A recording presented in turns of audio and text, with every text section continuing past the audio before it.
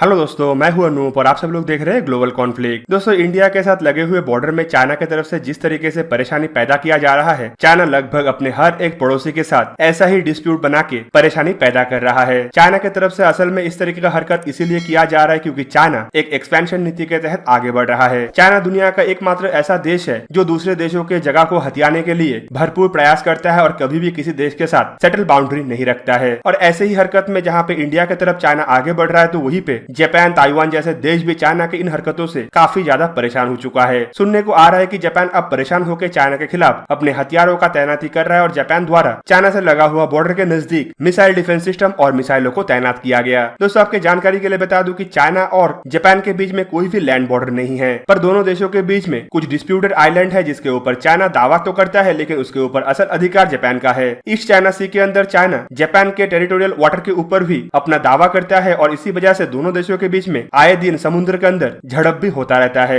ऐसे ही झड़प से बचने के लिए जापान द्वारा ऑलरेडी अपने समुद्री जहाज और कोस्ट गार्ड के जहाजों को तैनात किया जा चुका है, जबकि चाइना के हवाई एक्टिविटी बढ़ने के बाद अब जापान की तरफ से PAC-3 मतलब patriot advance capability 3 air defence मिसाइलों को तैनात किया गया। दोस्तों, ये अमेरिका द्वारा बनाया हुआ एक अत्याधुनिक एयर डिफेंस सिस्टम है जिससे किसी भी हवाई खतरे से लड़ना संभव है, चाहे वो एयरक्राफ्ट हो या अनमैन एरियल व्हीकल हो या फिर बैलिस्टिक मिसाइल PAC-3। ऐसे किसी भी हवाई खतरे को हवा में ही न्यूट्रलाइज कर सकता है। दोस्तों, जापान और चाइना के बीच में लैंड बाउंड्री नहीं होने के बावजूद दोनों देशों के बीच में इतना कम डिस्टेंस है कि आए दिन चाइना के तरफ से जापान के ऊपर थ्रेट बरकरार रहता है। और इसी खतरे को देखते हुए ही 2017 में जापान की तरफ से अमेरिकी कंपनी लॉकहीड मार्टिन के साथ एक समझौते के ऊपर हस्ताक्षर हुआ था, जिसके तहत $944 मिलियन के लागत से जापान द्वारा लॉकहीड मार्टिन का बनाया हुआ PAC-3 एयर डिफेंस सिस्टमों को खरीदा गया, जबकि इसका इनिशियली रेंज 70 किलोमीटर था, लेकिन अभी इसे अपग्रेड करके रेंज को बढ़ा के 100 किलोमीटर किया गया। दोस्तों, वैसे अगर देखें तो ये रेंज जापान के लिए काफी कम है क्योंकि दोनों देशों के बीच में मेन लैंड का डिस्टेंस सबसे कम करीबन 750 से 800 किलोमीटर है। वहीं पे दोनों देशों के बीच में समुद्री सरहद पे भी बहुत बड़ा बॉर्डर है और उसे सिर्फ 100 किलोमीटर रेंज वाले मिसाइलों से काउंटर करना काफी मुश्किल हो सकता है। और दोस्तों, इंडिया और चाइना के कॉन्फ्लिक्ट के दरमियान जहाँ पे भारत द्वारा बॉर्डर के नजदीक अपने हथियारों को भरपूर तरीके से तैनात किया जा रहा है, चाहे उसमें आर्मी के जवान, आर्टिलरी और आर्मी के टैंक के अलावा फाइटर एयरक्राफ्ट और नेवी के वॉरशिप के अलावा नेवी के रिकॉनेसेंस और पेट्रोलिंग एयरक्राफ्ट शामिल है, तो वहीं पे जापान द्वारा भी सिग्नल दे दिया गया है कि चाइना चाहे जितना भी कर ले, चारों तरफ अपना पैर नहीं फैला सकता।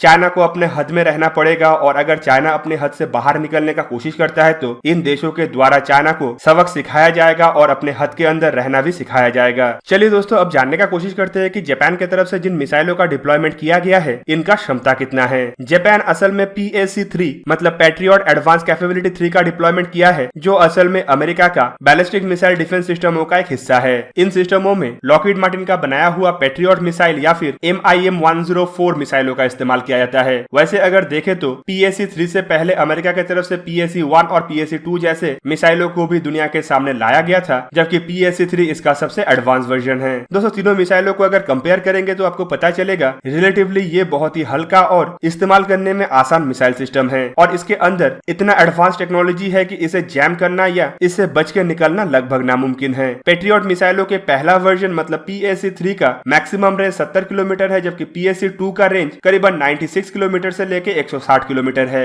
जबकि PAC-3 को PAC-2 के दर्ज पे अपग्रेड करके बनाया गया है और ये मिसाइल हवाई खतरों के अलावा बैलिस्टिक मिसाइलों को भी ध्वस्त कर सकता है। किसी भी एयरक्राफ्ट, हेलीकॉप्टर या फिर अनमैन एरियल व्हीकलों के अगेंस्ट में ये मिसाइल PAC-2 के जैसा ही बर्ताव करता है, लेकिन बैलिस्टिक मिसाइलों के अगेंस्ट में इसके पास PAC-2 से बढ़ के क्षमता है और ये करीबन 20 किलोमीटर दूर पे ही बैलिस्टिक मिसाइल को मार गिरा सकता है। और PAC-3 सिस्टमों को अपग्रेड करके एक और सिस्टम को बनाया गया है जिसका नाम रखा गया है PAC-3 MSE, जो बैलिस्टिक मिसाइलों के अगेंस्ट में करीबन 35 किलोमीटर के रेंज में काम कर सकता है। और दोस्तों, जापान के पास PAC-2 और PAC-3 दोनों टाइप का ही मिसाइल है और जापान इसे अपने एक ट्रेनिंग यूनिट और 6 मिसाइल डिफेंस यूनिटों में डिवाइड करके रखा है। PAC-1 मिसाइलों का अधिकतम रफ्तार करीबन माक 2.8 है, जबकि PAC-3 और PAC-2 मिसाइलों का अधिकतम रफ्तार करीबन माक 4.2 है। वहीं पे PAC-1 मिसाइलों को अपने टारगेट तक पहुंचाने के लिए रेडियो कमांड का इस्तेमाल किया जाता है, जबकि PAC-2 और PAC-3 में एक्टिव इलेक्ट्रॉनिक स्कैन एरे रडारों का इस्तेमाल किया गया है और इन रडारों में का बैंड का फ्रीक्वेंसी इस्तेमाल किया गया है। दोस्तों, ये active electronic scan array radar AN/MPQ 53 और 65 कैटेगरी का है, जो एक साथ 100 से अधिक टारगेटों को करीबन 100 किलोमीटर दूर से ही डिटेक्ट कर सकता है। तो कुल मिला के जापान द्वारा चाइना के खिलाफ जिन मिसाइलों का डिप्लॉयमेंट किया गया है, वो चाइना के fighter aircraft ballistic missile missile, cruise missile, unmanned aerial vehicle और हेलीकॉप्टरों के खिलाफ एक बहुत ही बेहतरीन जवाब है और अब चाइना को ईस्ट चाइना सी के अंदर अपने एक्सपेंशन नीति को बढ़ाने से पहले 100 बार सोचना पड़ेगा। तो दोस्तों आप लोगों को क्या लगता है कि जापान की तरफ से जो मिसाइल डिफेंस सिस्टमों का इंस्टॉलेशन किया गया है ये चाइना के ऊपर दबाव पैदा करने में सफल होगा और इससे भारत को कितना मदद मिलेगा, कमेंट करके जरूर बताइए। और अगर आप लोगों को ये वीडियो अच्छा लगा हो तो चैनल को सब्सक्राइब कीजिए और सब्सक्रिप्शन बटन के साइड में बना हुआ बेल आइकन को प्रेस कर दीजिए ताकि आप मेरा वीडियो देख पाए सबसे पहले। जय हिंद।